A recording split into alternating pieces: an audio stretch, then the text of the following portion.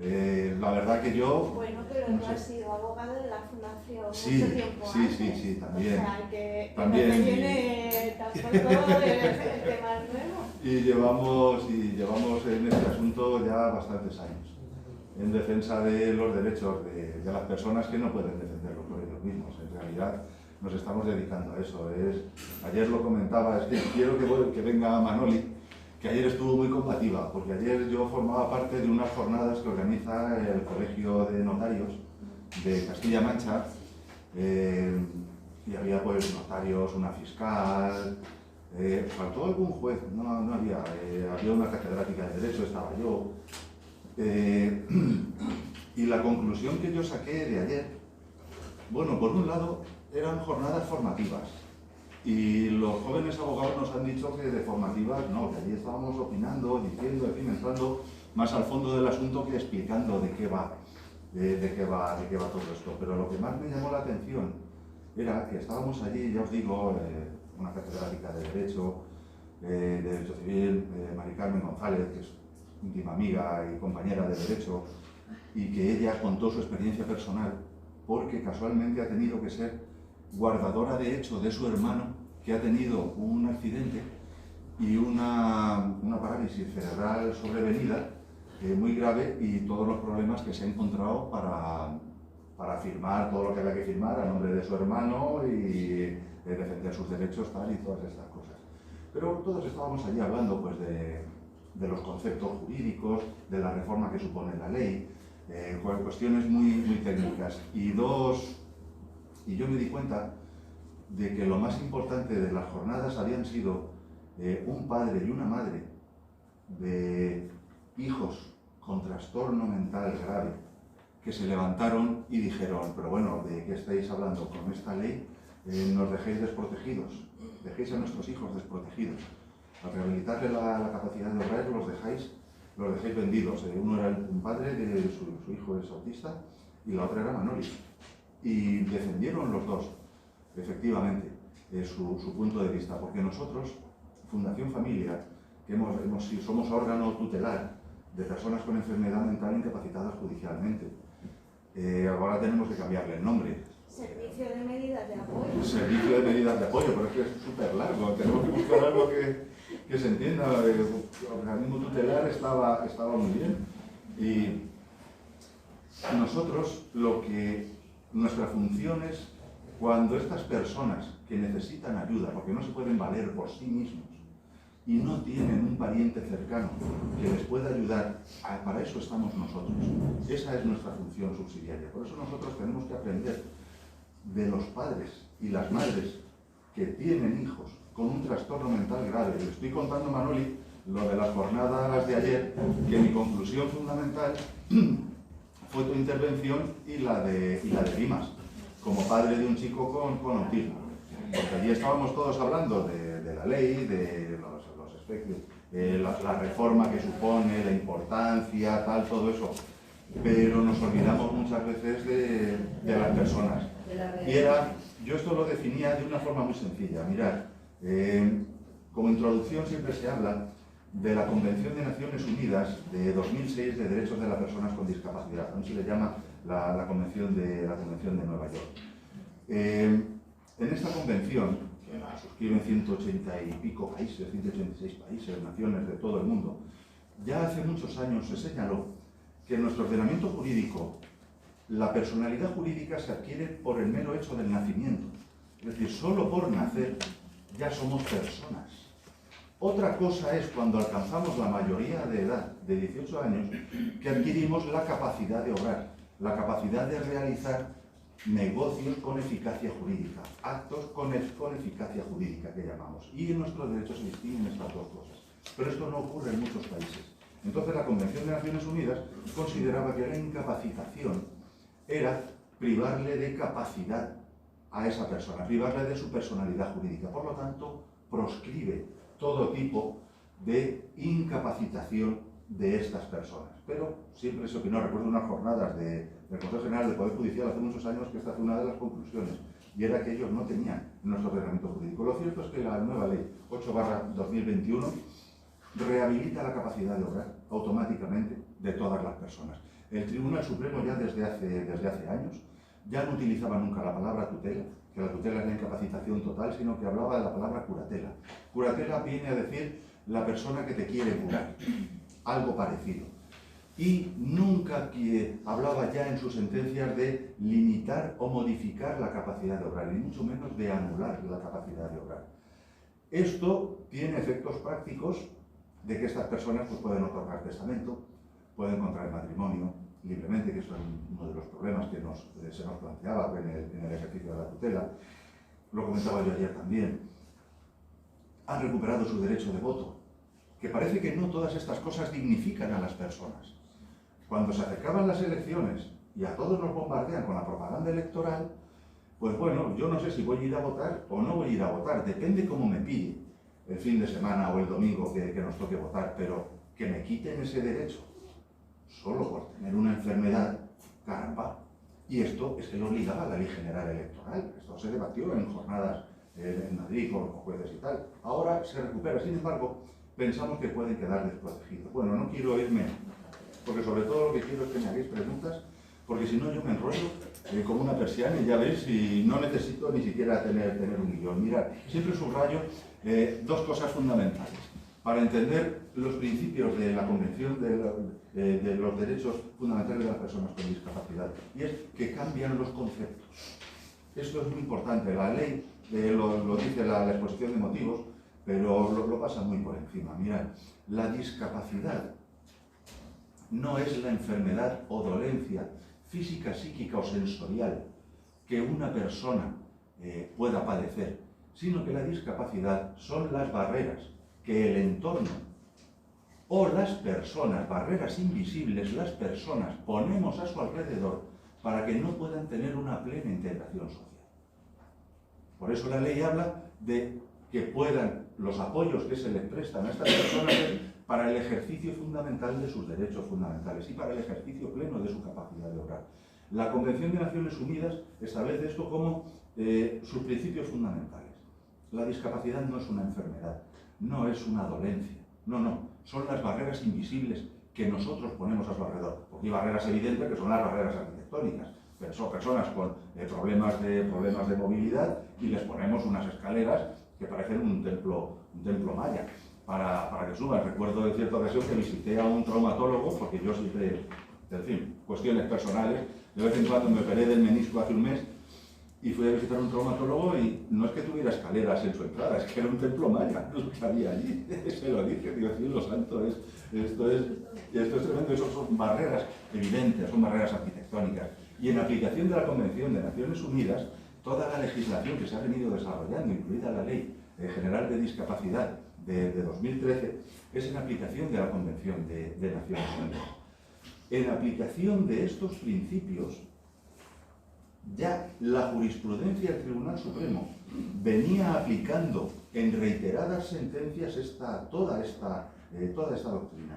Hemos pasado de un régimen que establecía nuestro Código Civil, que además ha evolucionado muchísimo en los últimos 40 años, pues hemos pasado del Consejo de Familia, que una persona que quedaba incapacitada se le nombraba un Consejo de Familia que se tenía que reunir cuando querían o cuando no querían, o si no el juez los tenía que obligar a reunirse para decidir las cuestiones relativas a esta persona.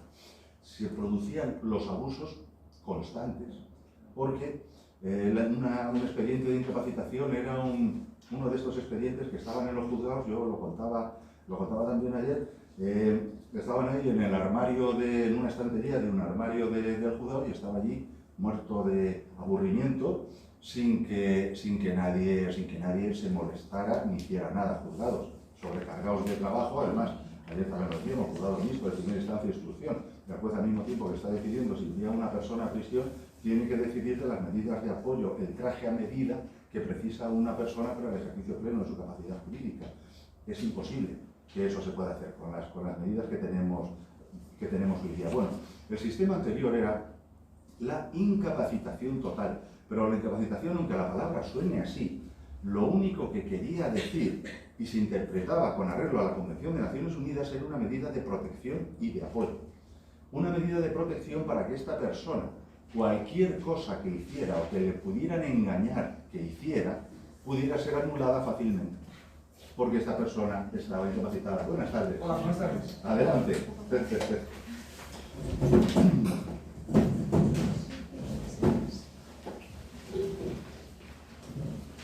Una figura intermedia entre la incapacitación total y la plena capacidad de obrar era la curatela.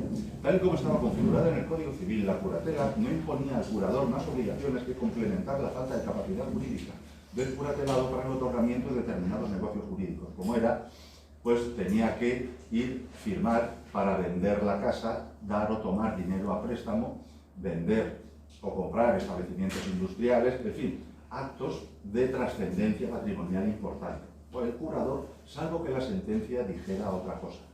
Hoy cambiamos con el nuevo sistema. Ya no se incapacita a nadie. Esta palabra, que además se considera infamante, no. A todo el mundo se le rehabilita la capacidad de obrar. ¿Cuándo? Las personas que ya estaban incapacitadas anteriormente, cuando se cumpla la anualidad. Se cumple una anualidad de su sentencia de incapacitación que determina además la fecha en la que hay que rendir cuentas de la gestión que haya estado haciendo el tutor, la fundación o quien sea, tiene que rendir sus cuentas anuales de la situación personal de la persona protegida, la persona tutelada y de su patrimonio, todas las variaciones que pueda hacer. Que cuando se rinden esas cuentas, automáticamente el juzgado tiene que revisar la sentencia de incapacitación y adaptarla a la nueva legislación. Entonces, todas las sentencias pues está rehabilitando la capacidad de obrar y atendiendo a las necesidades de atención de estas personas, pues se atiende, ya sea en para su higiene personal, su alimentación, sus hábitos diarios, dónde va a dormir, su residencia, su terapia, su medicación y atendiendo a las necesidades de estas personas. Que además, tengo que decir que los informes médico-forenses se han adaptado a la nueva ley y ahora son completísimos. Antes, el informe médico-forense era un folio que no te decía nada más que el diagnóstico que el médico forense había visto, que ya le habían hecho, pues los servicios, a lo mejor servicios psiquiátricos, otros servicios médicos, y el médico forense se limitaba a reflejar ahí lo que él había visto y que comprobaba que sí, que eso era verdad. Ahora no, ahora se intenta hacer lo que se llama un traje a medida, es decir, que no haya un esquema fijo, un modelo fijo para atender a todas las personas, sino que se atienda a sus específicas necesidades. Una de las características de la ley es atender siempre a sus preferencias, voluntades, deseos, convicciones religiosas, costumbres sociales, pero esto lo subraya mucho la Ley 8/2021, pero yo tengo que decir que nosotros en la Fundación esto lo hacemos desde el primer día. Es decir, la filosofía de la Fundación... Buenas tardes. La filosofía de la Fundación, desde hace 25 años que se creó la Fundación como organismo tutelar para apoyar y proteger a estas personas, siempre ha sido así, respetar a la persona. Además, yo tengo que decir que muchas veces todas las personas a las que apoyamos vienen porque no tienen a nadie que se pueda hacer cargo de ellos. Nosotros esto tampoco lo criticamos porque hablamos de enfermedad mental y la enfermedad mental causa unos estragos tremendos, un daño tremendo en las relaciones sociales, en las relaciones familiares, lo que llamamos el estigma. Entonces, a estas personas, una vez están recibiendo con nosotros cariño, atención, ven sus necesidades básicas cubiertas, que ya no saben dónde va a dormir, saben dónde... dan un cambio radical en 15-20 días. Y tengo que hablar del personal que trabaja en la Fundación, que aquí tenemos a dos representantes que hacen un trabajo que para mí es extraordinario, porque es verdad, las personas, ¿cuántos casos hemos tenido? Que luego a los 15 días la ves y dices, pero bueno, Juanfran, ¿qué has hecho? ¿Qué demonios habéis hecho con esta persona? Porque hace un cambio radical, ahora está protegida, ahora está apoyada y atendida a sus necesidades vitales. A eso es a lo que nosotros nos dedicamos. Y la ley, lo que regula, quita el sistema anterior de la incapacitación total, tutela, incapacitación parcial, curatela, a la provisión de un sistema de apoyos. Y únicamente en los casos más extremos, los casos más graves, en los que esta persona sencillamente no puede manifestar su voluntad, no puede dar su consentimiento, no puede decir nada, el juez acuerda, en atención también a las circunstancias personales de esta persona y a los informes del médico forense y demás informes de médicos psiquiátricos que puedan obrar en el expediente, acuerda una curatela con representación, que es algo parecido a lo que era la tutela. Curatela con representación quiere decir que la fundación es el representante legal de esta persona, que nosotros, si esta persona no puede prestar su consentimiento para algo, lo podemos hacer nosotros. Su consentimiento siempre que no tenga una trascendencia, por ejemplo, una trascendencia patrimonial importante. Nosotros no podemos coger las propiedades de una tutelada, de un tutelado, y vamos a venderlo, vamos a hacer con eso lo que nos dé la gana. Para eso necesitaríamos autorización del juez.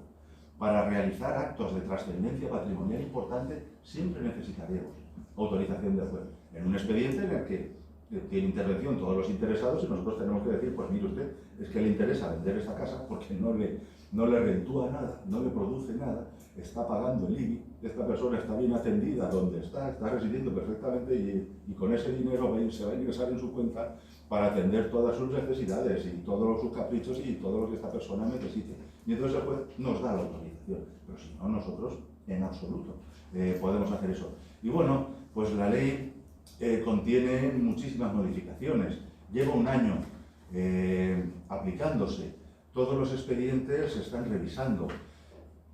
Aquí en Albacete tenemos la suerte de que tenemos dos juzgados especializados, está el juzgado de familia, el número 6, y otro de nueva creación, el número 8, que está prácticamente dedicado también a la revisión de estos expedientes de derecho de familia, con lo cual se está agilizando mucho el procedimiento y va bastante rápido. En otros sitios donde hay un juzgado de primera instancia de instrucción, pues yo estuve el otro día participando en una videoconferencia y la verdad me quedé desolado porque vi que el juez no sabía nada de todo esto, no sabía por dónde iba, preguntaba unas cosas que yo decía, no, mire, si usted lo que tiene que hacer ya es rehabilitar la capacidad de obrar de esta persona y en atención al informe médico forense y los informes psiquiátricos establecer los apoyos que le están recomendando que haga sencillamente, pues para su toma de medicación, para su asistencia sanitaria, para lo que necesite atender. ¿Me iba a preguntar usted algo? Sí, dígame. Perdón, yo tengo un hermano incapacitado en el año 2016. Sí. Y efectivamente cada año nos toca hacer un informe de la situación patrimonial y de la personal año a año. No sé si he entendido bien que a partir de la entrada en vigor de esta ley va a haber una revisión de lo que fue la sentencia de incapacidad. Sí, así es. Y lo hacen automáticamente. Cuando usted presente su rendición de cuentas, como hace todos los años, que bueno, eso la primera vez cuesta un poco, parece que yo no sé si esto lo estoy haciendo bien, si no lo estoy haciendo bien, pero es muy sencillo. Pues está viviendo en tal sitio, reside aquí, estas son sus cuentas bancarias y estos son sus bienes. No ha habido cambios patrimoniales, pues ya está. Se firma y se presenta. Automáticamente, al recibirlo eso, el juez le da traslado al fiscal y el fiscal solicita que se revise la capacidad. La sentencia de incapacitación. Entonces citarán un día para hacer una entrevista, que últimamente se están haciendo muchas por videoconferencia.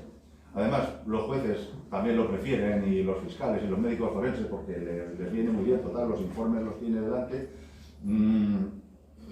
Yo preferiría que lo vieran personalmente, pero eso ya para agilizar el sistema y para que la mejor atención de estas personas, lo digo, porque ese medio de prueba fue anulado por el Tribunal Constitucional por afectar al principio de inmediatez. El principio de inmediatez es uno de los principios que rigen todos los procesos judiciales en los que el juez se tiene que estar viendo directamente, pues se llama inmediato, principio de inmediatez. Y la visión de una grabación de un juicio no permitía a un tribunal de apelación modificar el criterio del juez en la apreciación. Entonces, a fin de cuentas, estamos viendo una videoconferencia, pero bueno, es en directo. Se suele hacer por videoconferencia, hacen una entrevista y el juez dicta la sentencia, la que ya revisan y ya le fijan las nuevas medidas. Si están ustedes a cargo de su hermano, pues le nombrará curadores y en la sentencia especificará los apoyos que precisa. exclusivamente, si es apoyo para ejercicio de actividad económica, intervenir sus cuentas bancarias, controlar sus gastos, sus ingresos, todas esas cosas, si es para su higiene personal, su alimentación, y si su hermano padece algún trastorno que le impide realmente tomar decisiones por sí mismo, les nombrará curadores con representación, que es lo que ya están haciendo, sencillamente. Centrado en una persona o en el grupo de hermanos, porque nosotros en su momento intentamos que hubiese un par de tutores por evitar algún conflicto, tres en su caso. Lo que consideren ustedes y al cual le parezca bien. La ley no establece, puede ser uno o varios y que cada uno se ocupe de un aspecto diferente. Uno se ocupa de las cuentas bancarias y el otro se ocupa de cuentas bancarias y patrimonio, tema económico, y el otro pues de tenerlo en su compañía, o la alimentación, la medicación, todas esas cosas. No hay ningún problema. El sistema básicamente sigue siendo exactamente igual. Pero entonces me sorprende el cambio que tiene la capacidad de obrar. Sí. Si ahora en la incapacitación no tiene la capacidad de obrar, ¿qué matiz hay en ese sentido? Ahora puede votar, exclusivamente votar. Puede casarse, puede otorgar testamento. Si no tiene capacidad para decidir. Capacidad intelectual, por llamarlo de una manera. Ahí está. Esa es la cuestión. Sin embargo, se considera que era ofensivo para estas personas privarles de esos derechos. Entonces, como una forma de reconocer su plena personalidad y su derecho a estar integrados en la sociedad, y aunque no lo dice la ley, yo siempre lo digo así, lo termino, y ser felices, disfrutar y vivir, y disfrutar una vida feliz, que padecer una enfermedad o un trastorno mental que te incapacite, no quiere decir que tengas ya que ser infeliz, que estar relegado a la insignificancia, no, tener una plena integración. Este es el espíritu de la ley. Luego, que era lo que yo comentaba, lo que les decía ayer, mirad, todo esto está muy bien, ese mundo de las ideas y tal, pero nosotros somos trabajadores a pie de obra en la fundación, nosotros estamos todos los días. Por la noche puede haber una emergencia psiquiátrica y a las 3 de la mañana el que esté de guardia le toca hacer un acompañamiento en la 4ª planta del Hospital Perpetuo Socorro. Esto es así, eso sí es estar a pie de obra y estar pendiente de esta persona y de lo que necesite. Y mañana, a todos los 160 y tantos que tenemos protegidos y apoyados en la fundación, pues tenemos que atenderlos a todos en sus necesidades, y cada uno tiene sus cosas propias y sus problemas propios y su vida propia. La ley lo que pretende es recuperar la dignidad de estas personas, básicamente. Porque sí es cierto que decir, tú estás incapacitado, parece que es ofensivo. No, mi hermano está incapacitado. No, ahora ya no está incapacitado. Lo que necesita son unos apoyos y unas medidas de protección, que la ley no lo dice, pero yo insisto mucho, las medidas de protección son tan importantes como las de los apoyos, creo yo, para defender a estas personas. Como se quejaba ayer Dimas, dice, mi hijo sería víctima propicia de cualquier pelandusca que le eche el ojo. Sí, y es que lo hemos visto en la fundación, de cualquier persona sin escrúpulos que le echa el ojo y lo despluma mientras se ríe de él, y cuando ya no le quede nada, le pone la suela en la espalda. Es que es así, eso es lo que a nosotros nos en ese caso se podría casar, como dice que tiene libertad para casarse, por ejemplo. Podría casarse. Podría, aunque lo fueran a desplumar. Aunque lo fueran a desplumar, habría que adoptar medidas de protección del patrimonio de esa persona. Pero entonces la capacidad de obrar así ampliamente no puede ser. O sea, todos van a ser con capacidad de obrar. No tiene que demostrar algo. Plenamente. Pero te llega tarde el demostrar algo. Claro. Pues entonces eso yo no lo entiendo. Aparte, cuando hagan la revisión, ¿irá solamente la persona que tiene que revisarla o podrá ir el tutor o la familia? Bueno. O por ese paternalismo que se dice obligan que no a la entrevista con el interesado, exclusivamente. Esa es obligatoria. Y todas las demás medios de prueba que acuerde el juez y sean pertinentes. ¿Puedo? Y se le puede solicitar. Sí. Sí, que yo también, mira, desde la fundación, por ejemplo, a la entrevista judicial, es la persona, nosotros le dejamos escoger lo que quiere hacer, si quiere ir acompañado por su referente o no, porque tiene ese derecho. Ahora bien, a nosotros normalmente también se nos pide un informe social donde tenemos que explicar cuáles son las circunstancias de la persona en este momento y también hacemos una valoración por un lado social y por otra jurídica en la que, bueno, efectivamente informamos al juzgado de cómo creemos que está la situación, porque vemos a las personas asiduamente. Todo eso está muy bien, pero La entrevista que se hace con el juez es privada, con el interesado, Sí. o pueden ir sus representantes o sus tutores. Pero si él quiere, o sea, realmente el que debe de ir es el interesado. Es Ya- privada. ya el que- Es privada. Es privada. Lo digo porque yo tengo una curatela, Ujú. entonces me ha juzgado, entonces se le hizo la entrevista, se Ujú. estaba revisando su sentencia en capacidad, Ujú. se citó a la fundación que lleva su curatela, bueno, su tutela. Su tutela. Su tutela porque ya Mm. es anterior a la ley Mm. del 21 de ahora, ¿vale? Entonces se le entrevistó y cuando se le pidió informe a la fundación, la psicóloga dijo que se le diera traslado de esa entrevista, de lo que había pasado. Mm. Y el juez dijo que no le da traslado porque ni siquiera había ido. Ah, ni siquiera ha venido.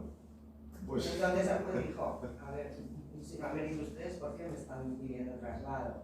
Entonces, bueno, no, pero eso no quiere decir nada. Eso, quiero decir, eso, pues, los jueces hacen esas cosas, hacen esas decisiones, toman esas decisiones que a veces son absurdas, a saber por qué haría eso. Pero si en un expediente de jurisdicción voluntaria en el que se está solicitando el acceso para emitir un informe, el acceso a un medio de prueba que es fundamental, como puede ser la entrevista, no hay motivo para denegarlo. Es que eso puede anular luego el resto del pues, proceso. es que se le negara, el juez hizo la entrevista con Sí, el juez interesado hizo, en su caso. pero luego el psicólogo para emitir su informe le dijo, mándeme la entrevista, que yo la vea. Sí, Y el juez le dijo, no, haber venido. efectivamente, si estaba usted citado. Pero sí, bueno, sí estaba citado. Claro, es que no sabía. Pero aún así,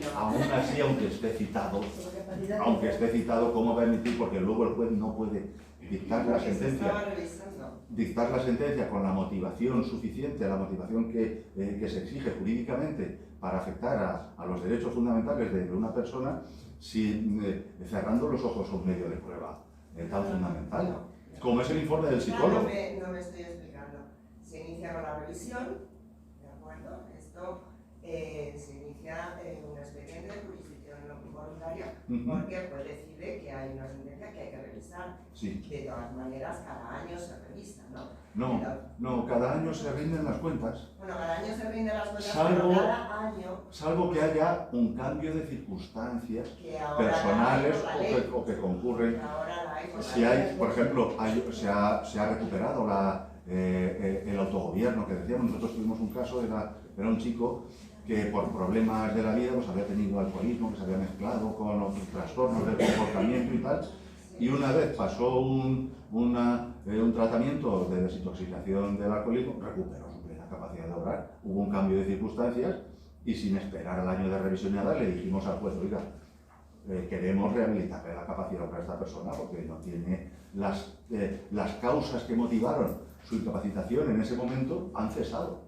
Entonces, en cualquier momento se puede revisar esa sentencia. Lo que ocurre ahora es que se están adaptando a todas, adaptando a la nueva ley. Claro, Claro. por eso digo, como Ahora- se están poniendo, Ahora, que se aprueba. que el juez tome esa decisión encima en un expediente de jurisdicción voluntaria, es que hay jueces, yo veo que es de las cosas que nunca comprenderé, y después de 33 años de ejercer como abogado, cuando el juez no quiere saber la verdad.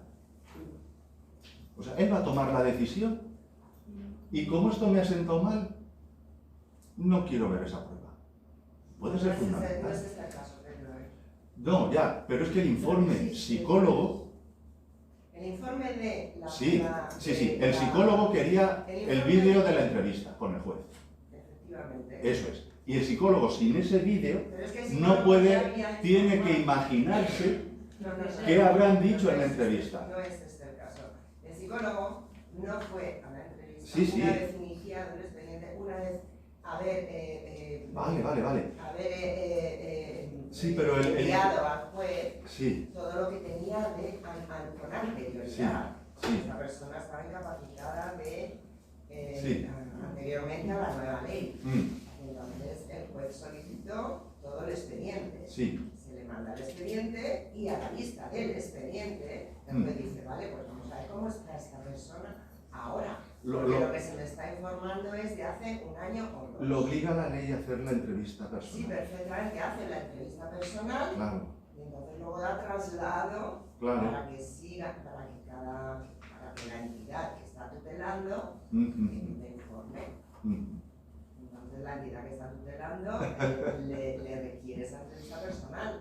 El juez dijo Que no. porque estaban citados y porque debían haber ido. No fue. En mi opinión es una resolución muy errónea, muy errada del juez.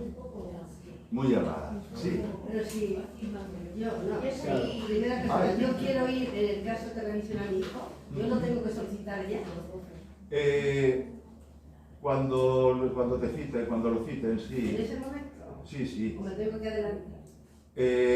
No sabes. Puedes solicitarlo. Es que en realidad en jurisdicción voluntaria no es que haya una preclusión de plazos irreversibles que causa un efecto jurídico que ya estás muerto. Se te ha pasado un plazo para presentar un recurso de apelación y se pasó tu derecho. Adiós, muerto, caput. No, estamos en jurisdicción voluntaria. Hay que atender a las circunstancias del caso y en atención a esa persona. Entonces, puedes solicitarlo o cuando vayas a rendir las cuentas, le solicitas en ese mismo escrito, solicitas asistir personalmente a la entrevista. Pero es que en realidad las personas que vayan a asistir a la entrevista, esa personal con el juez tampoco pone inconveniente en que haya la persona que lo está apoyando, su referente, porque además el juez y el fiscal es a la persona que le hacen preguntas y muchas veces el enfermo pobrecito apenas habla, apenas se expresa. Entonces, ¿cómo está? Le pregunta, ¿y estás a gusto? ¿Estás bien? Esas son las preguntas que se le hacen. Entonces él dice, pues sí, quiero seguir con mi hermano, estoy a gusto donde estoy, quiero que me saquen más de paseo, cosas así. Eso es la entrevista. Entonces el juez pide la ayuda de la persona que lo está tutelando, de su referente, de su familiar. En casos excepcionales la entrevista es privada porque hay una reserva de toda la confidencialidad, de todos los datos, especialmente de todos los procesos judiciales, pero especialmente en estos.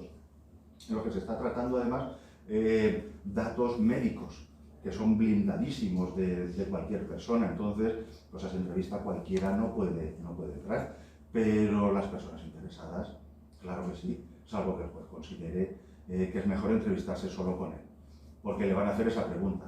¿Te tratan bien en la residencia? ¿Te tratan bien? Ahora me lo puedes contar. Dime, algo que me quieras decir, qué sé yo, estás disconforme, no te hacen caso, en fin, que esas son las preguntas que le va a hacer en la entrevista, naturalmente. Y se fían de lo que diga.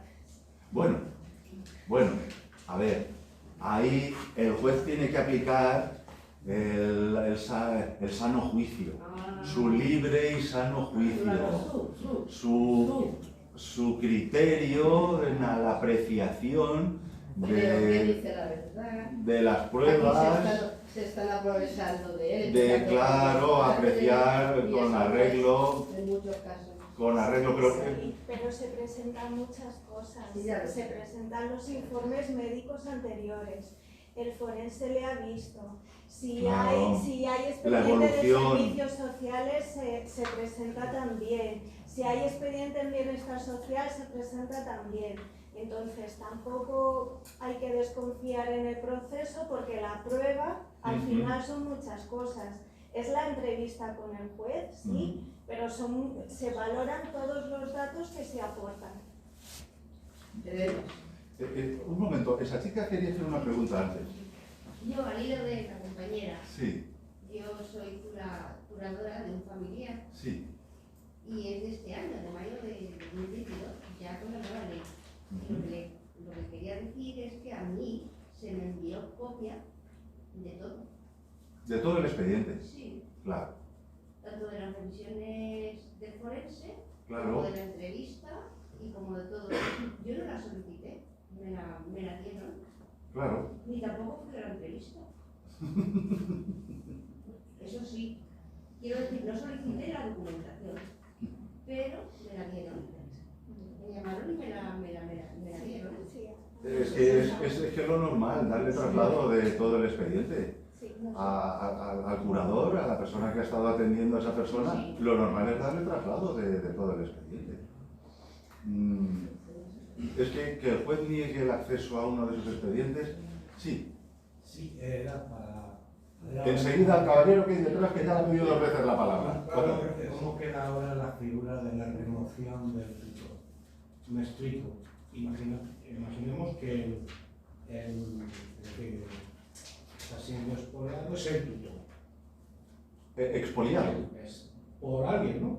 Al que conoce a alguien y... El tutor. Y el tutor. Sí. El tutor conoce a alguien sin escrúpulos, como decíamos Y lo despluma. y lo despluma. Y claro, despluma también. Para desplumar al tutelado necesitaría autorización del juez para la venta. Y ha habido muchos fraudes y ha habido abusos. Pero hoy no es tan fácil. A ver los hilos. Conozco casos tremendos que ponen los pelos de punta. Pero no es tan fácil porque, primero, los fiscales han cambiado mucho su actitud. Porque antes de todos estos expedientes pasaban mucho. Ellos están dedicados al derecho penal. Yo he conocido fiscales incluso que iba a hacerle una pregunta para un tema de la fundación y decía: mira, Pedro, a mí que me sacas de penal, me sacas de derecho penal y no tengo ni idea. No, ahora ya hay fiscales, ya están especializados y tienen otra sensibilidad. Pero cuando en el expediente en el que solicitamos autorización para la venta de un bien inmueble, de una casa, de un terreno, de algo así, tenemos que decir a qué destino va a ir luego ese dinero. Tenemos que explicarle la necesidad y utilidad de la venta para nuestro tutelado, para nuestro representado, y el destino que se va a dar, y acreditarlo. Es decir, de acuerdo, que ese dinero se ha ingresado, digamos 200.000 euros, se han ingresado en la cuenta del tutelado. Y yo mañana saco ese dinero, porque tengo la disposición, porque así lo ha ordenado el juez, tengo la disposición. El año que viene tengo que responder ante el juez de un delito grave, de apropiación indebida, y el juez puede acordar que duerma en el calabozo directamente ese día, sin contemplaciones. Esta es la garantía que da la ley. El caso que me está preguntando es que a ese tutor ha llegado una pedantusca, lo ha liado y ha conseguido sacarle el dinero de la cuenta del tutelado. Claro, eso sí que podría ocurrir, pero el tutor, ya digo, se arriesga a un delito inmediatamente que él lo apreciara, tendría que presentar la denuncia. Pero no hay otra garantía para controlar eso, porque los gastos corrientes, hombre, ahí la entidad bancaria también podría tener algún tipo de salvaguarda, de decir: oye, esto es una disposición de dinero muy importante, si me van a soplar 100.000 euros, pero cosas más graves hemos visto y la entidad bancaria no ha dicho absolutamente nada, ha dejado... Y los otros que no son tutores, pero que son familia y temen el peligro en esto, ¿pueden promover la remoción del tutor? Sí, los juzgados están llenos de expedientes de remoción de tutela. Sí, es muy habitual. Incluso se discute entre los parientes, porque entre ellos hay diferencias, no se llevan bien, y se discute quién de ellos va a ser el tutor. Entonces, y cada uno va con su abogado allí a cuestionar la gestión que ha hecho el otro y a ofrecerse para para llevar la tutela del padre o de la madre y el juez resuelve. Funciona igual que antes. Sí, sí, sí. En estos expedientes es exactamente así, porque se designa curador a esta persona. La remoción del curador del Claro, persona de apoyo. es un expediente, claro, un expediente de protección voluntaria en el que se le dice al juez que no es la persona idónea para el ejercicio del cargo y se inicia un expediente contencioso en el que se pueden practicar pruebas. Pues mire usted, pasó esto y pasó lo otro, y ha sacado este dinero y no lo ha justificado. Y, en fin, las cosas... Contencioso, pero en jurisdicción voluntaria. No, ahí pasa... Es jurisdicción voluntaria, pero cuando hay oposición se convierte en proceso contencioso. Subsidiariamente se sigue por el trámite del juicio verbal, pero eso es el cauce procesal. Es el trámite más sencillo. Cuando hay oposición, en cualquier expediente de jurisdicción voluntaria no hay oposición y termina hasta la resolución que corresponda. Si hay oposición se convierte en contencioso, se señala una vista y se practican las pruebas oportunas. ¿Pero se puede desheredar a esa persona dejándole solo la legítima? ¿A quién? Por ejemplo, a mi hijo. Vamos a decir, yo puedo desheredar a mi hijo y dejarle solo la legítima. Pero eso no es desheredarlo. ¿Y desheredarlo total? No. Imagino que no. Ahora mismo no. Vale.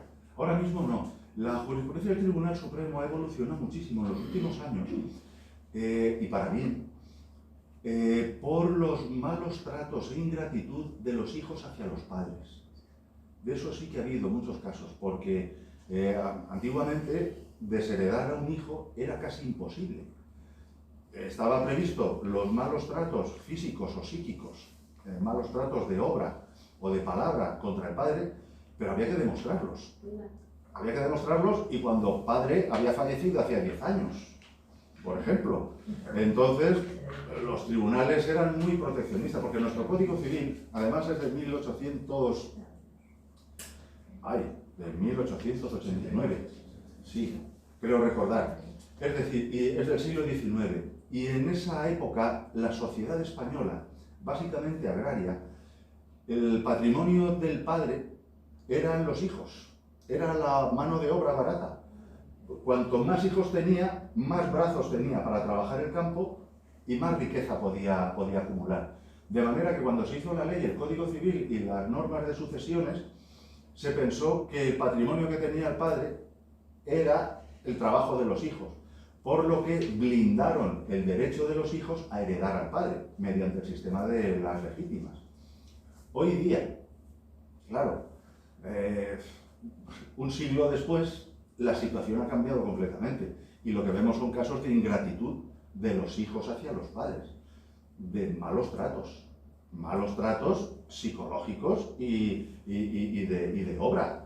Vamos, yo a veces veo casos de gente joven, que los palabrotes que le dicen a la madre o al padre y lo tratan de una manera que yo digo, esto es tremendo. Entonces ahora ya el Tribunal Supremo levantó la mano en la causa de desheredación, pero siempre tiene que haber una causa de desheredación, siempre tiene que haberla.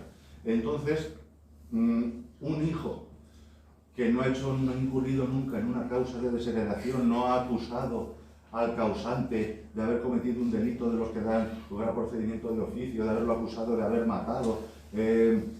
Antiguamente estaba otra causa de desheredación, haber entregado una hija a la prostitución, una nieta del causante de haber entregado a la prostitución. Eran las causas que marcaba el Código Civil. Hoy día esto ha cambiado bastante, pero desheredarlo hay que decir en el testamento cuál es la causa.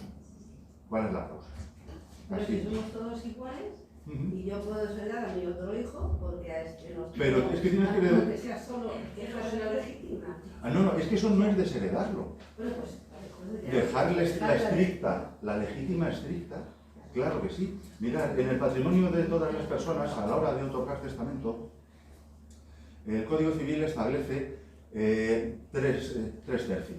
Un tercio que es de libre disposición del causante, el que otorga testamento. En el patrimonio de todos, a la hora de dividir un patrimonio o una herencia, formamos un inventario con el activo y el pasivo. En el inventario pues ponemos los saldos en cuentas bancarias, bienes inmuebles que tenga, acciones, bonos, en fin, Y en el pasivo, pues todas las deudas. Ese patrimonio se divide en 3 partes. Una tercera parte se la puedo dejar a quien yo quiera. Y 2 terceras partes las reserva la ley para mis herederos legítimos, que siempre son o mis descendientes, hijos, si no tengo descendientes, los ascendientes, padres, y si no tengo hijos, ni tengo padres, mi cónyuge vive. Son los únicos herederos legítimos que establece el Código Civil. Y a esas personas reservan 2 terceras partes de la herencia. Una tercera parte es la legítima estricta, que se les reserva a los herederos legítimos.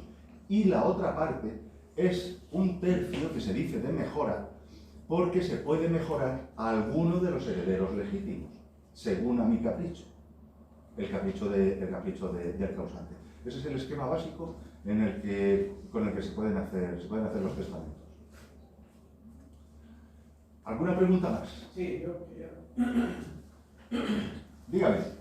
Yo tengo un hijo discapacitado, ¿Sí? 17 años, ¿Sí? y ya el próximo año, en marzo, cumple los 18. Sí. Me encuentro un poco perdido, no sé Sí. qué tendría que seguir, porque evidentemente él tiene una cuenta bancaria, tiene un tigrillo. Sí. Claro, cuando tenga 28 años, pues él podría, no Sí. tener algún tipo de tutela o... Sí, no una provisión de apoyos, una curatela. Si es necesario, un curador que le provea de los apoyos necesarios. Muy bien. ¿Cómo tenemos que proceder? ¿A cumple 18 o antes? ¿O cómo lo hacemos? Antes, yo lo pondría en conocimiento ya del Ministerio Fiscal, lo pondría en conocimiento ya, inmediatamente. Para que cuando llegue la fecha, porque esto, lo que se iniciaba era un expediente también de jurisdicción voluntaria para prorrogar la patria potestad. Se le llamaba la patria potestad prorrogada, cuando el hijo alcanzaba la mayoría de edad, como una medida de protección, a esta persona se prorrogaba la patria potestad. Es decir, los padres seguían siendo sus representantes legales y seguían actuando como sus padres, tuviera la edad que tuviera, debido pues, al trastorno mental, deficiencia física psíquica que padece esta persona. La patria potestad prorrogada desaparece con la nueva ley.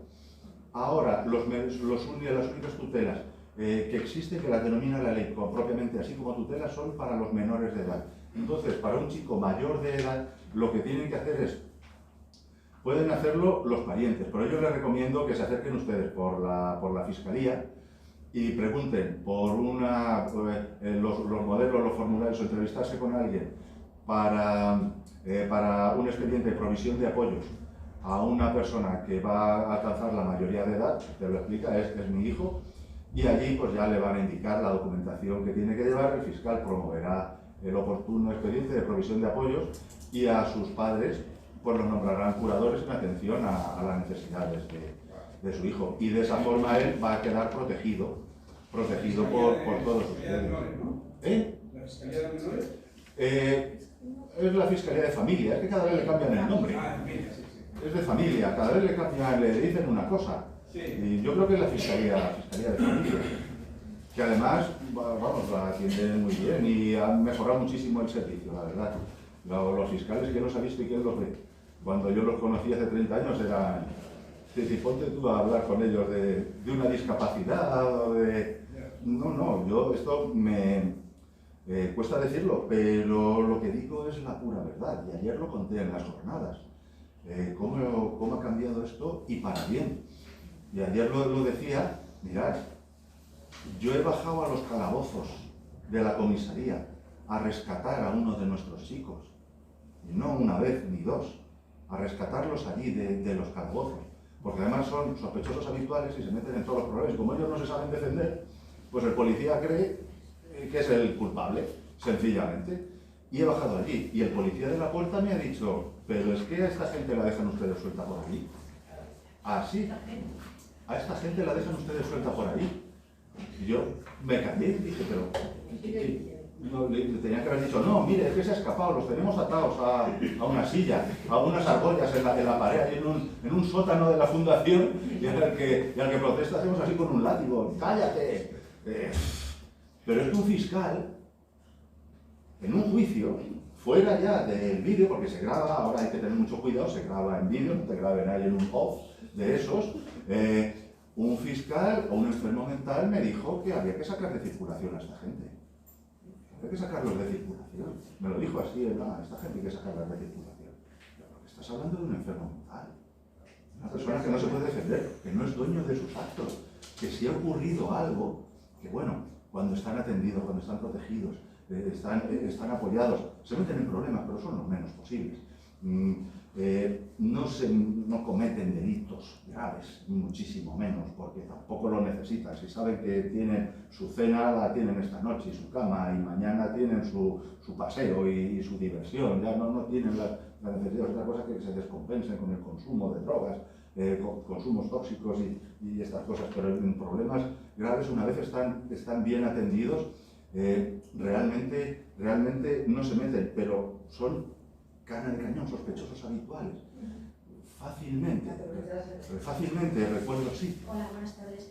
En el caso de padres separados, Sí. yo tengo la custodia de mi hija, tiene 16 años y voy a iniciar ya el trámite porque tampoco quiero esperar a que cumpla los 18. En ese caso, ¿cuántos serían dos curatores, el papá y yo? ¿O solamente? Pueden ser, Por lo que considere el juez. Lo que considere el juez, los curadores pueden ser los dos, sin ningún problema. La ley tampoco lo prohibía antes, no era normal. Yo recuerdo en la Junta de Familia tener algún expediente en el que habían nombrado dos curadores y el funcionario me decía, pero esto es rarísimo, porque yo voy a requerir que me rinda las cuentas y quiero uno. No, uno a uno.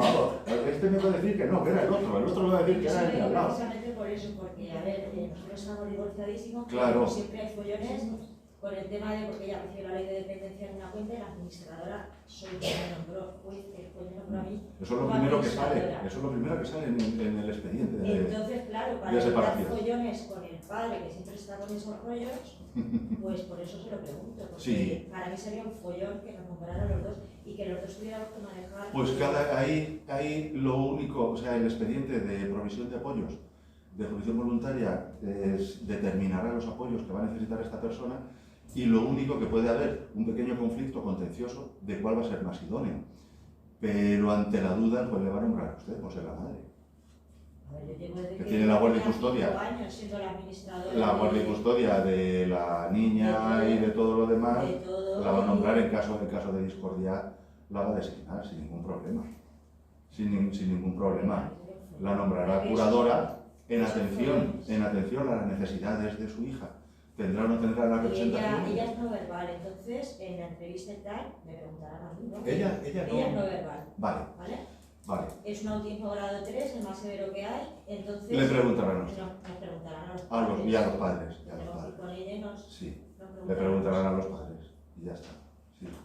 Así y es. puedo iniciar ya el expediente, ¿no? Sí. Porque yo ya... Sí, antes, como es una medida precautoria, o sea, es comunicarlo. Yo y ya ellos me llamarán. Así es. Así es. Mire, tengo una hija que tiene esto, que tiene esta situación, entonces me preocupa cuando cumpla 18 años, que va a quedar desprotegida, porque ahora mismo estamos los padres, no se preocupe. Y no sé si tendrán ya hechos modelos tipo, pero le darán las instrucciones oportunas para llevar la documentación, aportar su documentación, y el fiscal iniciará de oficio el expediente para la provisión de apoyos para cuando ella cumpla los 18 años. De esa forma no va a quedar desprotegida. Es que cuando cumplen los 18 años, si todo esto no lo tienes hecho, según me han informado, bueno, yo trabajo en el del Camino, mi hija está allí y yo trabajo allí. Entonces, si no tienes todo hecho, la cuenta donde recibe la ley de dependencia y tal, se la bloquean automáticamente al cumplir los 18 años. Es decir, yo no puedo sacar dinero para todas las terapias que llevo por delante con ella. Claro. Es un follón también. Claro. Por eso lo tienes que hacer con mucha antelación. Los bancos son otro mundo, Es que te bloquean la cuenta. Una cosa es... La ley y otra cosa son los bancos. Sí. Una cosa son los juzgados, lo que resuelve el juez, el expediente, lo que dice la ley, los principios que inspiran la ley, todo eso. Pero luego los bancos, ellos llevan... Es decir, si la sentencia, por ejemplo, del nombramiento de la curatela y tal, sale con posterioridad a que la niña cumpla los 18 años, le van a bloquear la cuenta. Habría que pedir medidas cautelares urgentísimas. Claro. El fiscal lo puede hacer. El fiscal lo puede hacer. Medidas cautelares urgentísimas para que en un plazo de 48 horas el juez ordene desbloquear esa cuenta. Sí. Lo tendré que decir allí cuando vaya a la entrevista o tal, porque claro, el problema es Que yo, desde el dinero que yo ingreso de la ley de dependencia y tal, yo estoy pagando todas las terapias de ellos. Claro. Entonces, si le bloquea la cuenta, a ver de dónde. Se queda sin asistencia. Sí. Es un rollo todo esto. Sí. Si la ley está muy bien, lo que digo, Sí. pero la práctica es Otra cosa diferente. Venga. Así, dándole la vuelta a la tortilla, ya ver. Porque yo tengo un hijo que tiene 32 años, pero es mayorísimo, ¿verdad? Y resulta que él tiene una discapacidad de un 65%, pero él tiene sus facultades mentales bien plenas. Y claro, pero tiene su paga de su pensión, tiene una pensión contributiva, porque se lo trabaja mal. Ahora está trabajando en la mía, está de baja porque se hizo una lesión de la espalda, pero su problema es un problema que se gasta todo el dinero. No sabe, porque su problema es ansiedad pura. Punto. Es ansiedad. Sí. Entonces dice que se le quita, ahora le da por hacerse tatuajes. Son obsesiones, son compulsiones y demás, que se gastan las perras a manos llenas. Claro, cuando ya se ha gastado todo el dinero, Ya no le queda más. viene aquí a casa Bueno. y nos deja sin un duro. Pero podría ser peor. Podría entramparse con el Corte Inglés. Préstamos de estos express, No, de sí, 3.000 euros. ya, en el banco, porque él sabe hacer muy bien todas las funciones y todas las cosas con el móvil Porque y eso- todo eso. Pero dice, un día me dice, oye mamá, me podías dar 150 euros porque lo tengo que pagar y no tengo perras. Sí. Y como una es un poco cara. Pues cómo no, si es su hijo se lo va a dar, por Sí, pero- supuesto. pero- Como si le pide 200, eso no faltaría pero más. es que yo no sé si si se podría hacer algo. Sí, claro que sí. Es como medida de protección y apoyo. He llevado algún expediente de esto. Sí, se podría Sí, hacer sí, algo. sí, claro que sí. Le nombramos un curador exclusivamente para asuntos económicos. Era una persona que tenía adicción al juego. Adicción al juego, pero adicción al juego a unos niveles, vamos, Sí, bueno, él tuvo adicción al juego. de vender la mucho, casa. pero bueno, pero ahora Así, ya no. Ahora de ya- jugarse, tener que vender la casa para pagar las deudas del juego, así de claro. Y para más era una persona que no tenía ningún otro tipo de trastorno ni nada, solamente tenía ese. Y le solicitamos al juez el nombramiento de un curador. El hijo era su curador, su hijo es el que controla la cuenta bancaria, de manera que él saca su dinero que necesita para sus necesidades y ya no saca más. Tiene que pedirle permiso a su hijo. Y su hijo, no, el juez no me dio, porque yo le pedía también autorización para que le pudieran entrar en casinos y salones de juego. Le pedía, porque tenía entendido que eso se podía hacer, y el juez me dijo que no lo veía claro, que eso no. Pero por lo menos, al bloquearle las cuentas, el hijo, que es el hijo, era, bueno, el hijo y la esposa, creo que se quedaron los dos con la curatela. Al hacer eso ya, por lo menos ya no tiene esa disponibilidad. No hay ningún problema de hacerlo. Sí. En una Claro, pero ahí está ahora que lo quiere. expediente, bueno, Porque su cabeza la tiene yo. sí, pero si se explica cuál es la dolencia que padece, Sí. ahí está, por un lado lo que dice la ley y por el otro lado lo que nos dice el sentido común. El Tribunal Supremo, que lo explicaba ayer Mari Carmen González en la famosa sentencia esta de 8 de septiembre de 2021, a los 5 días de entrar en vigor la ley, el Tribunal Supremo dictó una sentencia que se ha hecho famosa. Es de un caso de una persona que tenía síndrome de Diógenes. Entonces, cuando se le va a incapacitar, era un expediente de incapacitación de los antiguos, pero ahora ya, al dictarse la sentencia, iban a aplicar la nueva ley. Entonces, aplicando la nueva ley, hay que atender siempre a los gustos, preferencias, costumbres, ideales, creencias religiosas de esta persona. Y la costumbre y la idea de esta persona es acumular basura en su casa. Síndrome de Diógenes. El Tribunal Supremo dice, en estos casos sería de una crueldad extrema aplicar la letra de la ley atendiendo exclusivamente a la voluntad de esta persona. Pero es que no veis que necesita ayuda, que ella no puede decidir por sí misma. Y ahí el tribunal pasa por encima de la voluntad de la ley y le impone las medidas de apoyo que correspondan para proteger a esa persona y protegerla de sí misma. Entonces esto hay que ir también A la Fiscalía de Familia, sí, además... Lo que pasa es que ahí tengo yo otro problema, mi marido no va a querer. Da igual, con que uno de ustedes pueda hacerlo, y es el fiscal, porque ustedes mismos podrían contratar abogado y procurador y promoverlo, Sí. pero es más, yo creo, recomiendo más que sea a través del fiscal que lo puede hacer. Por un lado, el fiscal es gratis, no le va ahora, el fiscal va a hacer lo que le dé la gana. No, lo que le dé la gana no, Sí, lo que le autoriza la ley dentro de los márgenes de la ley, pero que luego al fiscal yo no puedo ir y decirle, oye, que esto que se nos ha olvidado, que esto que el otro, el fiscal dice, a mí déjame. Supongo yo que habrá que llevar informes y demás. Sí, claro, los informes médicos de esa persona, sus datos personales, pues partida de nacimiento, libro de familia, todas esas cosas, pero allí ya le detallan lo que van a necesitar. No, como de protección, ya le digo, yo lo he hecho, lo hice con una persona porque tenía eso por una adicción al juego y funcionó. Al ya no tener la disponibilidad de las cuentas, ya la cosa cambió. La cosa cambió hasta el punto de que luego vinieron a verme para decir, mira, hemos pensado ya que lo vamos a dejar todo parado, archivado, sin necesidad, porque ya ha cambiado, está muchísimo mejor. Y yo les dije, mira, yo lo dejaría estar, yo lo dejaría tal y como está, porque basta que vuelva a rebrotar la adicción que tiene para que todo el esfuerzo que habéis hecho hasta ahora no sirva para nada y que luego tengamos que volver. Sí. ¿Eso vale para cualquier adicción?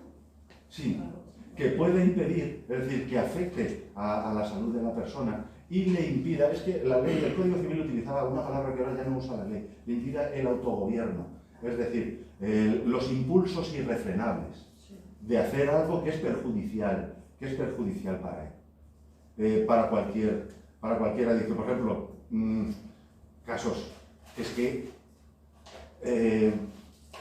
ha habido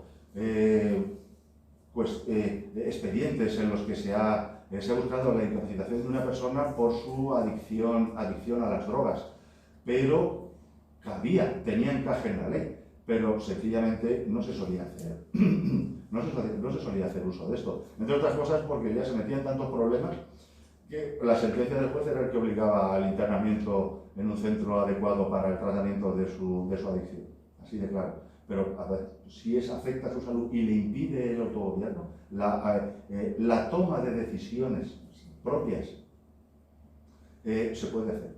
El expediente está abierto para cualquier, y siempre como medida de protección, yo siempre insisto en la protección, pero como la ley habla de medida de apoyo a esta persona. Cualquier dolencia, y que puede ser transitoria, por supuesto que sí, puede ser transitoria, y una vez se ha recuperado de su dolencia, se archiva el expediente y no pasa absolutamente nada. No pasa nada. Y ya plantearle sí. un caso. Si dos discapacitados tienen una relación de pareja, y sí. uno tiene su tutor, sí. sí. ¿En qué medida la ley puede proteger, digamos, la descendencia de estos discapacitados? ¿O no? No, la ley deja absoluta libertad a esa familia. Lo único que si la esposa, el esposo o los dos tienen un curador, son unas medidas de apoyo y de protección para esa persona que no les va a impedir su vida conjunta y que puedan criar una familia. No hay más. Además, esto es una de las cosas que se celebró hace tiempo, la esterilización involuntaria de los enfermos mentales, que estaba prevista en el Código Civil y se hacía de manera sistemática por los juzgados de primera instancia. Se consideró hace muchísimo tiempo que esto era una medida inhumana, sencillamente inhumana, que de ninguna manera se podía tolerar eso. Entonces ahora mismo, dos personas que precisen apoyo para el ejercicio de su capacidad, son pareja y tienen un hijo o una hija, ningún problema, no va a haber medidas... Pero en el caso que sea muy severo, de cualidades muy altas. Bueno, vamos a ver, si los hijos estuvieran en riesgo de desamparo, el desamparo es la situación de hecho que se produce cuando los titulares de la patria potestad o los tutores no pueden cumplir con las obligaciones inherentes a la patria potestad de cuidar a los hijos, tenerlos en su compañía, prestarles alimentos y atenderlos en todo lo que necesitan y darles una formación física y moral. Esa situación se puede producir de 1000 maneras distintas, de 1000 formas. Padres, familias desestructuradas, politoxicómanos, mil cosas. Sencillamente, te he visto pero ya no me acuerdo y ahí te quedas, hasta luego, fuera, no hay más. Entonces, si un menor se encuentra en esa situación, en situación de desamparo o en riesgo de padecer desamparo, la entidad pública que tenga atribuida en el respectivo territorio la competencia de protección de la infancia asume automáticamente la tutela de esa persona y queda en suspenso la patria potestad de ese niño y se adoptan las medidas oportunas de protección a ese menor. Esta es una resolución administrativa. Tan pronto tienen conocimiento los servicios sociales, la Consejería de Bienestar Social, intervienen a ese menor, lo rescatan de la familia y se adoptan las medidas que consideran oportunas. Pueden ser transitorias, provisionales o definitivas. ¿Y dónde queda ese menor? Al cuidado de la Junta, o bien en una residencia tutelada, que son familias que tienen un convenio con la Junta y atienden menores que vienen de familias desestructuradas, menores en situación de desamparo, o bien en un centro residencial. En un centro residencial, una residencia de menores. Y es la Junta la que asume, queda en suspenso la patria potestad, la tutela la asume inmediatamente la Junta, y esas medidas se mantienen en tanto se mantenga la situación de desamparo. La ley dice que la falta de recursos económicos nunca será motivo para quitarle a un hijo a sus padres. La falta de recursos económicos nunca puede ser motivo. Sí, la imposibilidad o grave dificultad de cumplir las funciones inherentes a la patria potestad. Entonces ahí sería la Junta la que automáticamente adoptaría medidas para la protección de ese menor, que es indiferente que los padres precisen apoyos y tengan un curador cada uno de ellos. Eso es indiferente para que automáticamente actúen los servicios sociales para la protección del menor. Como caso curioso, leí la noticia el otro día de que la Comunidad Autónoma de Cataluña, el 70%, porque todas las resoluciones administrativas en las que se acuerda la suspensión, primero se declara el desamparo del menor, atendiendo las circunstancias concurrentes al caso, se declara el desamparo y se acuerda la suspensión cautelar de la patria potestad, esas resoluciones son impugnables ante la jurisdicción ordinaria, ante el Tribunal de Primera Instancia. El 70% de los recursos que se ponen contra esas resoluciones prosperan en Cataluña. El 70%, o sea, que se les va la mano a los servicios sociales, que se les va la mano al intervenir de más donde no era necesario que metieran sus manazas. Tú fíjate, el 70%, que ya es un porcentaje que en realidad los servicios sociales intervienen en estos casos, en casos extremos. Niños que ves abandonados por las calles, que van desnudos, que van mendigando, que van pidiendo. Además en los colegios enseguida los profesores los detectan a estos chicos que necesitan protección o poner en conocimiento de servicios sociales, intervienen asumiendo la tutela de estos chicos. Pero vamos, que es la ley la que protegería en ese caso a los hijos de una familia de padre y madre que necesitara medidas de apoyo. Una cosa, sí. Yo tengo una hermana con una discapacidad límite. Sí. Entonces, bueno, pues hubo un momento en el que ella vivía con un chico y el chico tenía adicción con el juego, entonces le sacó mucho dinero. Ella empezó a pedir préstamos, nos dimos cuenta porque se quedaba sin dinero en la cuenta, ¿no? Entonces metió muchos préstamos de estos así por internet y demás. Gestionamos una curatela, yo tengo la curatela suya económica y a la vez yo me siento como muy indefensa porque en realidad a mí lo único que me dicen es ella puede pedir un préstamo si quiere, pero no, los bancos le pueden dar un préstamo, si le vuelve a pedir un préstamo de ese tipo lo puedo volver a pedir, sí que yo tengo la cuenta con ella, se hace una transferencia, he ido al banco y él lo ha organizado para que se haga una transferencia, yo tenga que darle permiso, pero es como si no hubiera, como si no hubiera hecho nada, exacto, como si no sirviera de protección. Lo que tengo que hacer yo es gestionarlo todo con el banco y ella puedo recurrir todo porque ya habrá casado, pero las otras chicas que enseguida se aprovechan de ella y le sacan el dinero. Claro, sí. Vamos a ver, en el plazo de 4 años, puesto que ella tiene una provisión de apoyos con una curatela, con intervención económica. La curatela es con representación o sin representación, no era de las curatelas anteriores. No sé qué. Ya, no se ha adaptado todavía la nueva ley, la sentencia. Vale, ya lo entiendo. Es una curatela anterior. Esos contratos son nulos, pero tiene que declarar la nulidad un juez. Y la acción de nulidad del 1400 del Código Civil dura 4 años. Nada más que 4 años. De tan pronto tenga noticia de que le han hecho un cargo de otro préstamo, porque además eso se hace una vez. Ya ellos tienen sus archivos propios, las COFIDIS y todos estos tienen sus archivos propios, que una vez que hayan dado un palo que no les ha salido bien, lo ponen en la lista negra y ya no la van a volver a molestar a esa persona. Pero hay un plazo de 4 años para anular. Realmente la ley nos deja así, pero lo único que puede hacer ahí el curador es ponerse en comunicación con paciencia, ponerse al teléfono, porque le van a decir de todo y le van a contar y decir, mire, que esta persona está incapacitada y esta persona no tiene disponibilidad. Lo que ocurre es que si la sentencia de incapacitación y el lado, que a veces es sentencia, a veces es auto, de curatela, si no dice las facultades que se le dan al curador, son las que establece exclusivamente el Código Civil, y es realizar actos de gran trascendencia patrimonial, vender o comprar una casa, hipotecar una casa, dar o tomar dinero a préstamo, siempre que no sean las cantidades de uso corriente.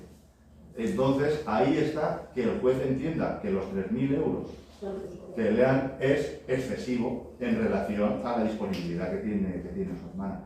Para todo eso, si su hermana, además, está escasa de recursos, lo que puede hacer es solicitar un abogado de turno de oficio, contarle el caso, y el abogado, en los 4 años siguientes a la fecha del contrato, en realidad la ley dice que desde que tengamos conocimiento de la acción que podemos ejercitar es cuando debe empezar el cómputo del plazo. Luego se podría hacer el cómputo desde que le hicieron un cargo en la cuenta. Desde esa fecha el curador tiene conocimiento de que esta persona ha hecho un acto de disposición patrimonial importante sin su intervención y que puede ser anulado. Entonces, solicitando un abogado de turno de oficio en el Colegio de Abogados, va a promover la acción de nulidad dentro de los 4 años, demandando al prestamista, y el juez puede declarar la nulidad. La nulidad quiere decir que se tiene que reintegrar lo entregado recíprocamente. Es decir, hay que devolverle el dinero que prestaron. Pues si somos insolventes, adiós muy buenas. Y automáticamente dejarán de molestarla. Es así. La solución que da la ley tampoco es ninguna maravilla, porque te tienes que meter en juicio para anular un contrato que es evidente que es nulo. Es así, porque hay un vicio del consentimiento. Necesitamos un consentimiento para esto. Sí, díganme. Sí, pero con la nueva ley a mí me da la sensación que se busca un poco recobrar lo que es la dignidad del disminuido. Sí. Pero al mismo tiempo lo que aumenta es la desprotección, la vulnerabilidad. La vulnerabilidad. La inseguridad. Y los tutores ponerlos en una situación de extrema vigilancia para evitar que les engañen. Sí. Esa es la sensación que percibo. No, es todas las familias. Todas las familias. Es la idea que tenemos, sí. Dígame. Pero he entendido que cuando el juez otorga una tutela, una curatela, le puede hacer un traje a medida, ¿no? Sí. Han sido sus palabras. Sí. Entonces, por ejemplo, en el caso de que es el chico que va a cumplir 18 años, Sí. yo puedo pedir al juez ese traje a medida para mi hijo. Hombre, es fundamental. Para mi hijo. Yo lo que quiero es que es fundamental. hacerlo a él. Sí. Porque justo cuando estaba diciendo lo de la pelandruja, digo, bueno, o un pelandrujo, porque... ¿Un pelandrujo? Siempre, las mujeres siempre están Sí. Entonces, claro, yo lo que quiero es protegerlo a él. Sí. Protegerlo a él, entonces, lo que dispone la ley a mí no me protege. Ni a mí ni a mi hijo. No, pero deja la puerta abierta para que en ese traje a medida se haga para él. Por eso que la clave está en que el juez dice lo Así que es. él puede o no puede hacer. Los apoyos que esa persona va a precisar y aquellos actos para los que necesita la intervención del curador. Así es. Tenemos que estudiar las leyes a la sector de Pero la la familia. Inseguridad jurídica. No. Sí. Eso va a crear inseguridad jurídica. Claro. La familia se queda Claro, claro. puesto que tiene capacidad Claro. de pagar. Tiene capacidad, contrata Tenemos que anularlo en 4 años. Pero entonces hay que reintegrarse las cosas entregadas. Pero esa es la solución que nos da la ley. Esa es la verdad. Nada, buenas No noches. tienen idea de lo que va el asunto, por lo que veo. ¿Eh? Que no tienen idea de lo que va el asunto. Están en las vías todavía. ¿El qué? La ley, Ah, porque tenían que mire. poner, o los jueces y los fiscales tenían que estar en un centro con las personas conviviendo durante el tiempo. 40.000 reuniones hemos tenido, las fundaciones tutelares, para que nos oyeran, para que nos hicieran caso, para que incluyeran esto, tuvieran en cuenta nuestra experiencia, tal, todo eso. Porque no nos han llamado a las personas que estamos A ver, muchos años viviendo la situación. Que sabemos hablar. FEAFES decía que todas las tutelas eran ilegales y todas las incapacitaciones eran ilegales. Y lo que nosotros estábamos haciendo, que era completamente ilegal y que teníamos que acabar todos en la cárcel. Entonces los que se aprovechan de ellos, Claro, esos son legales. esos son legales. Esos son legales. Claro. Y los que trataban Quiero de decir, protegerlos, a la cárcel. ¿qué hacían?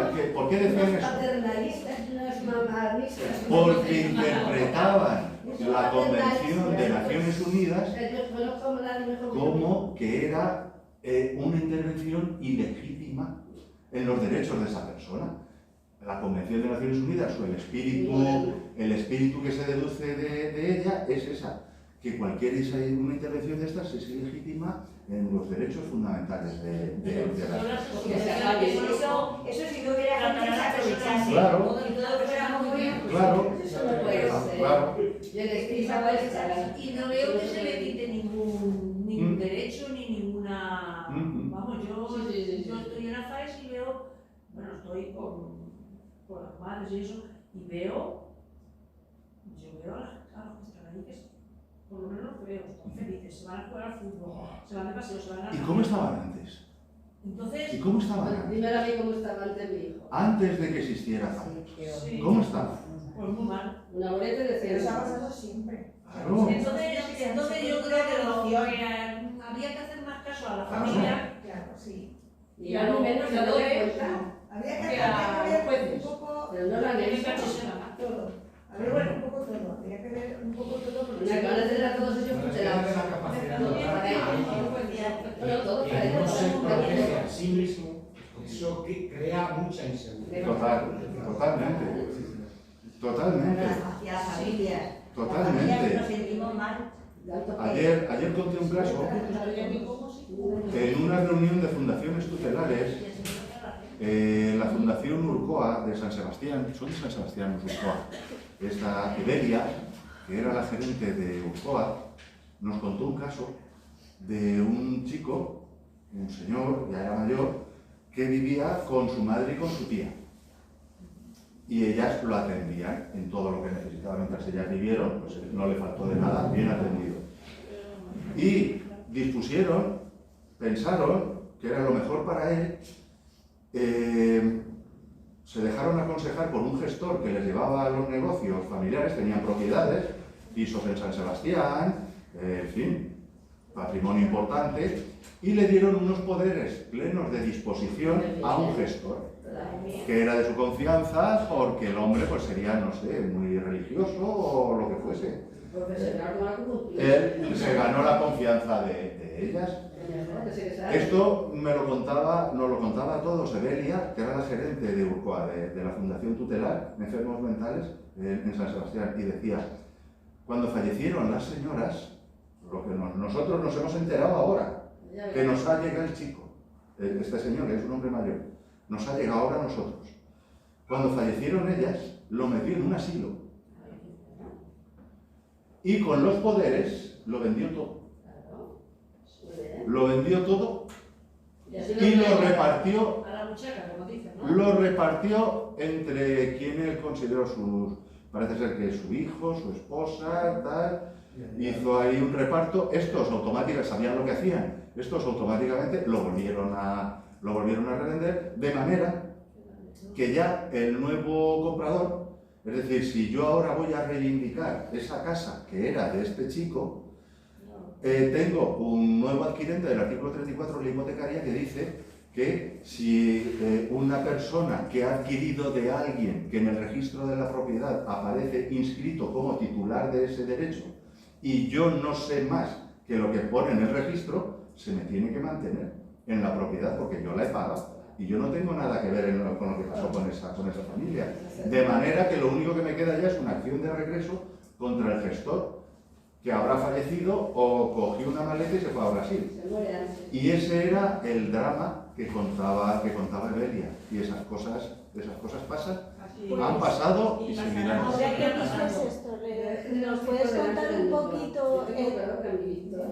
Lo voy a dejar la legítima estrictamente. Ya me preocupa de ello que tenga lo necesite para vivir. Pero si él no es capaz, porque su madre lo sabe, ¿por qué voy a hacer yo esa barbaridad? Tenía toda mi vida lo contrario. Mi hijo, todo, porque quiero estar totalmente protegido. Pero ante la ley de hoy, no, yo cambié totalmente lo justo. Porque si le quitas lo justo, molestar, pero si le quitas todo. Pues yo, sin embargo, mi hija discapacitada, le voy a dejarlo mejor. Muy bien, sí, yo de acuerdo. Porque pero ella puede. Hay que proteger. Pero de esa manera hay otras maneras. Bueno, están las fundaciones, por eso están las fundaciones. Sí, pues un poco hablando, Claro, sí que es eso, un poco hablando de la nueva ley, es verdad que la ley lo que hace es priorizar otras figuras, ¿no? Pero, y hablar también de los notarios y de las funciones que tienen los notarios y de la autocuratela y fomentar la guarda de hecho. Sí, bueno, mira, estos son figuras que recoge la nueva ley de las que ya se venía hablando durante mucho tiempo. La autocuratela es una disposición en vida que se hace ante el notario para el caso de que yo no pueda tomar mi decisión en un momento dado. Y yo designo, yo me hago ahí mi traje a medida porque se puede incluir lo que a mí me dé absolutamente la gana. Voy a designar las personas que van a ser mis curadores, para mí. Estoy en mi sano juicio y voy y se lo cuento, se lo digo al notario, levanta un acta notarial en el que yo dispongo que para el caso de que yo voy a precisar apoyos en un momento dado, quiero que me atiendan esta persona y que se adopten estas medidas. Por ejemplo, confío en mi cónyuge o en mi hermano o en mi padre, en lo que sea. Eso se inscribe en el registro civil. Si hay disposiciones patrimoniales, se inscribe en el registro mercantil y en el registro de la propiedad como medida de protección. Y si ocurriera el caso de que yo precisara los apoyos, aún inmediatamente al estar inscrito en el registro civil, en el que tiene acceso, está pendiente todavía de un reglamento, porque esto se discute mucho la publicidad, porque tenemos que buscar el punto de equilibrio entre la protección de los datos personales íntimos de esa persona y la necesidad de hacer públicos esos datos para proteger a esa persona. Está pendiente un reglamento de registro civil que regule esto. En cualquier caso, cualquier persona que sea parte legítima, que acredite tener un interés legítimo, puede solicitar esa certificación y pedir una copia de esa disposición. Se la presento al juez. Cuando, por ejemplo, he visto en el formulario de preguntas, ¿cuándo se entiende que se va a poner en marcha ese mecanismo? ¿Cuándo debemos entender que va a precisar apoyos? Bueno, pues cuando los servicios sociales lo consideren oportuno. Los notarios recomiendan que cuando basta con presentarle un informe en el que se acuerde la discapacidad del 33% de esta persona, que es el mínimo que estaban aplicando también para otras cosas. Eso es en cuanto a lo que se llama, es que como le han puesto los nombres estos a todos, es el testamento vital, o le llaman a eso el testamento vital, algo así. Porque luego está otra cosa que son las disposiciones previas, pero eso es de la ley 42/2002, que son los derechos del paciente. Entonces es cuando yo solicite, esto ya es para los servicios sanitarios, que dispongan que me puedan hacer un tratamiento médico-quirúrgico si yo no lo puedo autorizar en ese momento, ni tengo una provisión de apoyos, ni nada de nada. y ahí determino qué medidas médicas quirúrgicas estoy dispuesto a admitir, cuáles no, pues, en fin, todas estas cosas. ¿Qué más? En testamento los padres también pueden disponer en sus últimas voluntades quién quiere que se haga cargo de su hijo para cuando ellos no estén. Pero si él dice que si no lo quiere, no lo va a tener. Será el juez el que decida. Y si, por ejemplo, vamos a ver. Será el juez el que decida, porque si el juez entiende que su decisión no es la sentencia de Diógenes, la sentencia de Diógenes, si el juez entiende que su decisión no es respetable porque sería de una crueldad extrema seguir su voluntad hasta sus últimas consecuencias, el juez el juez va a designar al que se designó en el testamento. Claro, en ese caso que estás poniendo, no le haría caso y a lo mejor derivaría a otro curador que fuera más neutral. Porque si una persona ya expone su rechazo hacia otra, sí. ¿No crees que lo normal es que cambie a un curador más neutral? Obligarlo, bueno, pero ya sabes que muchos de nuestros chicos siempre están quejándose de lo mal que los tratamos en la fundación. Es verdad y no es verdad. O sea, tienen que expresar la queja. Y el juez que nos conoce dice, si ya lo sé, si ya lo sé que os pone verdes y os ha denunciado 40 veces. Cada día viene y presenta una denuncia y luego viene y la retira. Y luego viene y se disculpa. Hay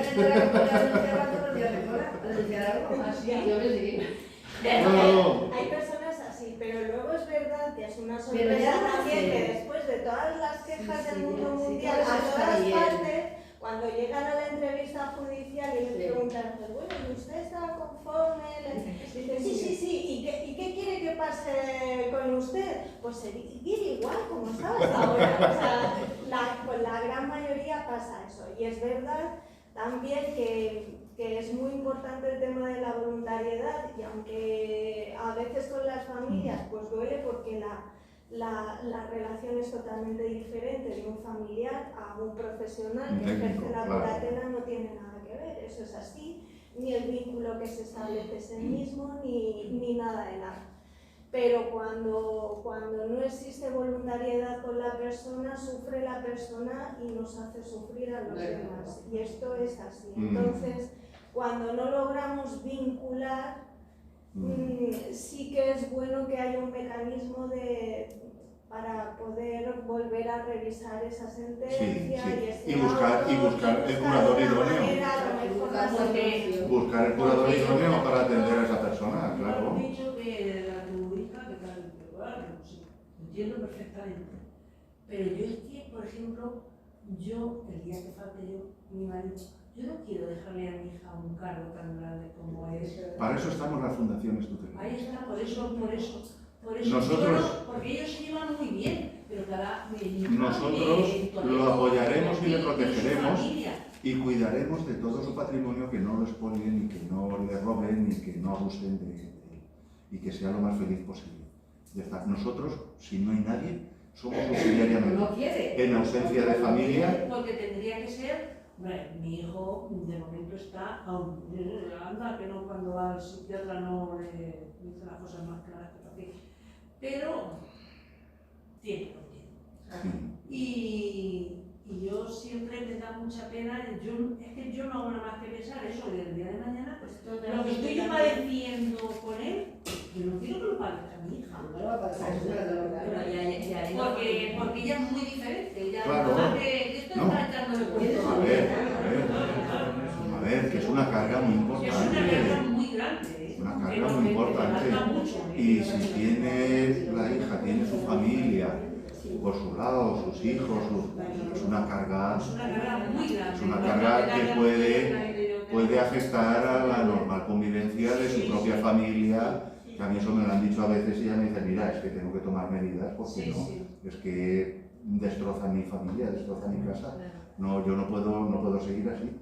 Y lamentablemente, pero para eso estamos nosotros. ¿Y ese proceso cómo funciona? Por ejemplo, en este caso, ya tiene una hermana, pero se decide que no sea la hermana la que se encargue. que sea una fundación. Entonces el proceso como... Bien, bueno, ahora mismo esa persona tiene provisión de apoyos, o tiene una curatela, o tiene una incapacitación y unos tutores, o no lo tiene, sencillamente se va a solicitar de nuevas. Bien, se busca a los familiares más cercanos para que se hagan cargo del cargo de curador. Y se les pregunta, ¿está usted dispuesto a asumir la curatela de su hermano? La pregunta es en el juzgado, se hace una sencilla comparecencia y entonces dice, pues sí, me hago cargo, o no. Y se hace constar, ¿por qué? Pues mire, no, porque yo trabajo de esta forma, mis obligaciones y luego mis cargas familiares, por mi lado es esto, y tampoco se insiste a nadie, a ver, me está usted engañando, usted podría hacerse cargo de su hermano. No. Se asume cualquier excusa del cargo de curador. Entonces el juez ya va buscando a la persona más idónea. Y si no encuentra a nadie, pues entonces solicita que intervenga la Comisión de Tutelas de Castilla-Mancha. De momento el proceso sigue siendo así. Y la Comisión de Tutelas, atendiendo a la dolencia, la enfermedad que padece esa persona, pues lo deriva a una u otra fundación.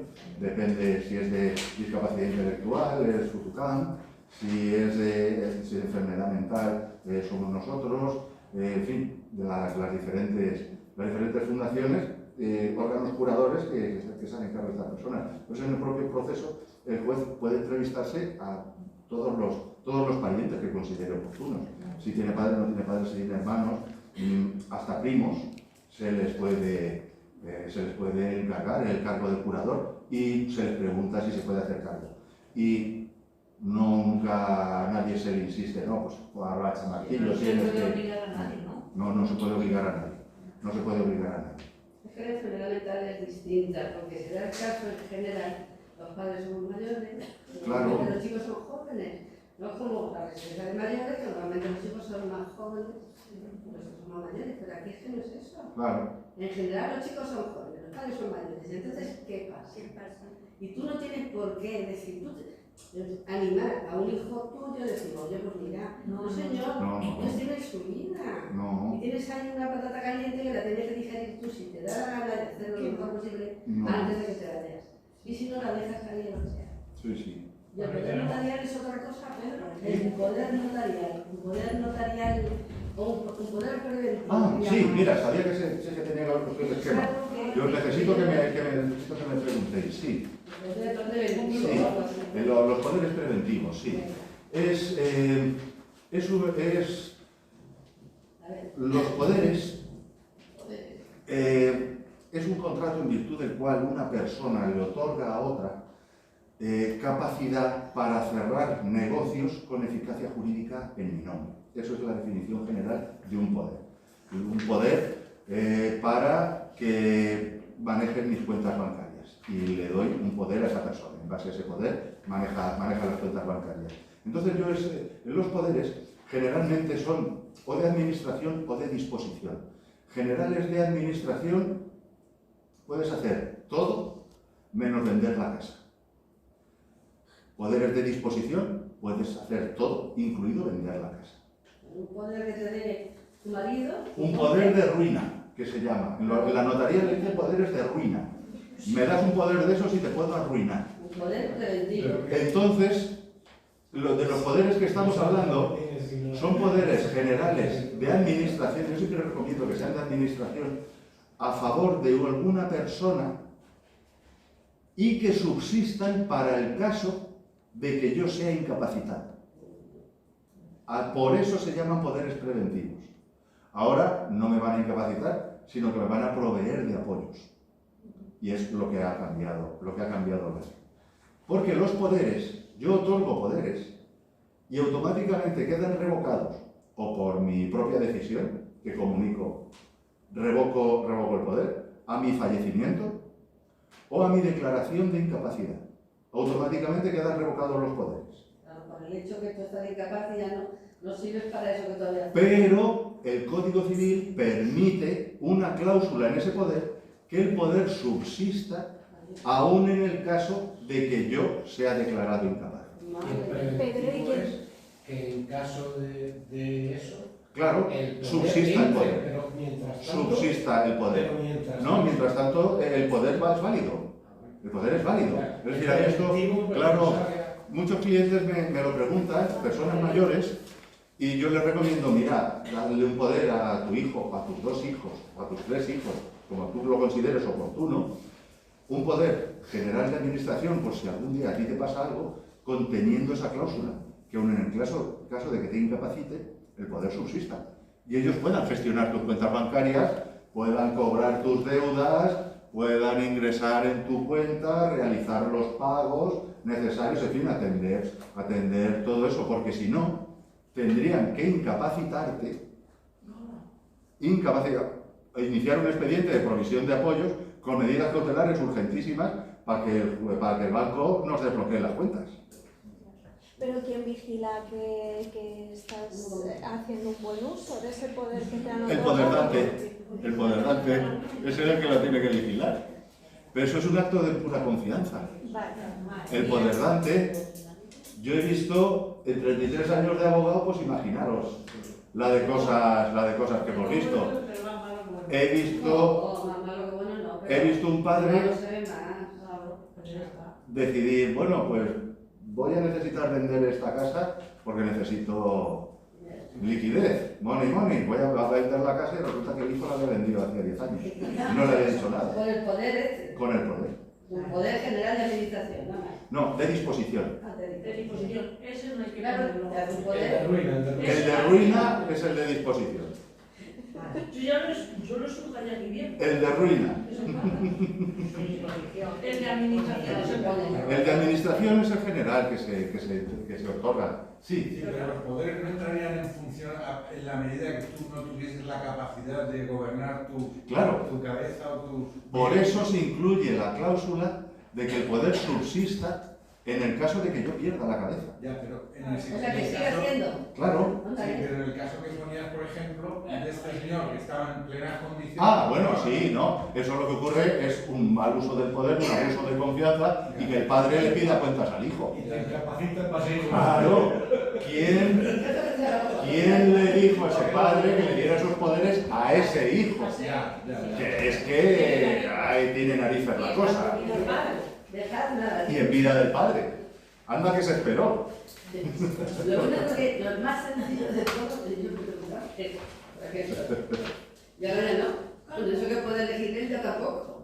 Dejar, no sé, 50.000 euros y le dices al banco, pasa todos los meses hasta aquí, de mi hijo, 1.000 euros. Pero ahora ya no, porque puede ir un día y llevarse todo. Claro.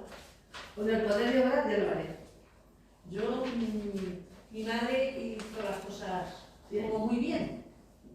Y somos 3, y lo que hizo fue, cuando mucho ella estando en vida, cogió y dijo, vendo lo que tengo en el pueblo, los bancales, porque los bancales eran de ella. Claro.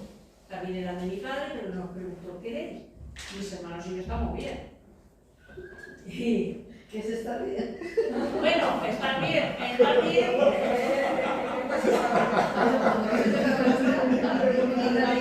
estamos bien. Yo estoy un poco menos de Manoli es que no se calla ni bajo el agua. Pero mi madre nos dio el dinero antes de morirse. Sí. Y nos dijo disfrutarlo. Muy bien. Ya me la tiro. Y ya está. No. Compró una casa, la puso a nuestro nombre, pero nosotros le firmamos un papelito diciendo que mientras moría, hasta que no se muriera. Mientras viviera, ella tenía el uso y disfrute exclusivo de Y esta. así no va a costar nada. Entonces, ella vivía... ¿Pagó donaciones? ¿Pagó impuestos? No. Posiblemente en aquella época ni siquiera pagó donaciones. Pagaría la plusvalía por la venta de las tierras, si es que tuvo que pagar por el plusvalía. Sí, pagó. Y luego, lo que ocurre que hoy es que estamos todos metidos en los computadores. Estamos todos metidos en el computador. Y si hay una transferencia de, digamos, 50.000 euros, 3 transferencias a 3 hijos de 50.000 euros, su madre hubiera recibido una carta de Hacienda diciéndole, tiene usted que pagar por el impuesto de donaciones tanto. Pero las tierras, por lo visto se pagó. No. es que cuando un padre regala algo a un hijo, una hija, es sujeto pasivo del impuesto de donaciones. Sí, bueno, sí, eso sí. El impuesto de donaciones. Durante muchos años, lo que eran donaciones de metálico, dinero, no pasaban desapercibidas en Hacienda, pero ahí estamos todos metidos en el computador y menudos son. Eso está delegado al nombre de los cuatro. Titulares. Claro. Pero esto me recuerda la novela El Rey Lear de Así Shakespeare. que lo disfrutamos mientras ella vivía. Y nadie discutió ni nadie nada. Y dice, así ya no tenéis que estar discutiendo. En la novela El Rey Lear de Shakespeare hay una versión buenísima, una película de Akira Kurosawa, que se llama Ran. Te tienen que gustar ese tipo de películas, pues son samuráis del siglo XVII, ambientado en la época así medieval, una fotografía preciosa de la película Ran. Es la novela de Shakespeare. Y entonces en esta novela, el padre, el rey, es el shogun, tiene 3 hijos. Y para que no se maten entre ellos, cuando él muera, decide repartir el reino entre los 3 hijos. A ti el primer castillo, a ti el segundo castillo, a ti el tercer castillo. Y lo que consigue el rey es que se maten los hijos entre ellos con él en vida. Verlos morir. Es una tragedia. Volví a tener el padre. Ahí muere hasta el apuntador. El hijo pequeño mata al hijo mayor. Y el tercer hijo, a mí me encanta, es una preciosidad, es una... Aunque sea la trama bien, pero eso... El final es así, pero es que las tragedias de Shakespeare, anda que Macbeth, porque Macbeth también tiene su versión de Akira Kurosawa, que es Trono de Sangre, es en blanco y negro, Ran es en color, y yo es que soy muy friki, y me gustan los cómics y los videojuegos, y entonces me encanta este cine. Este se llama Trono de Sangre, y es Macbeth.